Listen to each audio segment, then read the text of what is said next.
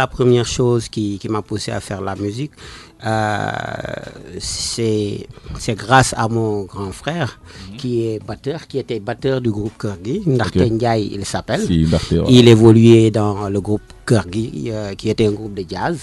Hein. Et moi, j'étais fan de leur claviste parce qu'il était très, très doué.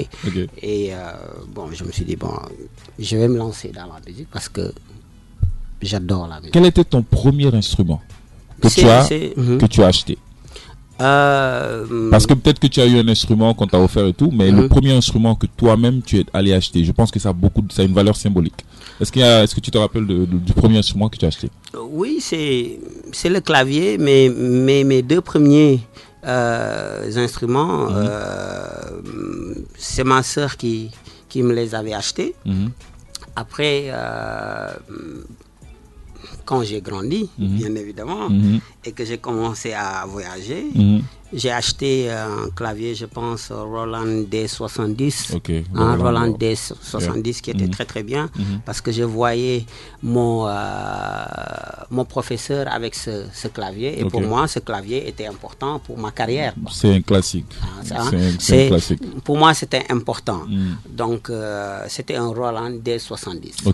Et comment quel a été ton premier, entre guillemets, employeur, pardon? Est-ce que quelqu'un t'a appelé et comment ça s'est passé? Quel est le process? J'ai eu un ami qui, au tout début, il n'était pas un ami, comme tu viens de le dire. Il était là à Dieuppeul. Chaque fois que je passais, j'entendais des notes de musique. Donc, et je venais très souvent les voir jouer. Moussa, il s'appelle Moussa Deyman. Moussa, du groupe Djantibi. Si. Après, il me disait, mais viens jouer. Donc, je venais très souvent jouer. Et il y avait ce fameux guitariste Papis Diouf qui était vraiment... Qui était avec Alun Bainder aussi.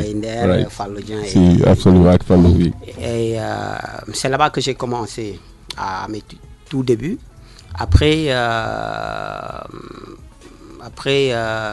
je pense que c'est l'un de ses bassistes, son bassiste plutôt, qui m'a dit, mais viens, son bassiste ou batteur qui m'a dit, viens, il y a Yacher qui joue. Yacher Sefa, paix à son âme. Il joue et je pense que tu peux évoluer là-bas. Donc quand je suis allé voir Yacher, mais le pianiste était un fou, Abdourahman il s'appelle. Vraiment, jusqu'à présent, moi je n'arrive pas à trouver un pianiste de son niveau. Non, de son niveau, ça n'existe pas. Sérieusement, au Sénégal, moi personnellement, je ne l'ai jamais vu. Le gars était vraiment... à un autre niveau. Il était à un autre niveau, quoi. Et je disais à mon ami, sérieusement, je ne peux pas jouer ici. Parce que le gars là, il est tellement bon. C'est pas la peine que je joue. Et c'est Papis Diouf qui me disait, moi je préfère que tu joues. Parce que tu joues avec le cœur. Je lui disais, Papis, toi tu veux me faire plaisir. Mais ce gars n'a rien à voir avec moi. Sérieusement, c'est du Yalla ki Ali, comme disent les Wolofs, quoi. Et... mais quand même, ils m'ont poussé à jouer. Et Yacher a été mon premier employeur, pour dire vrai.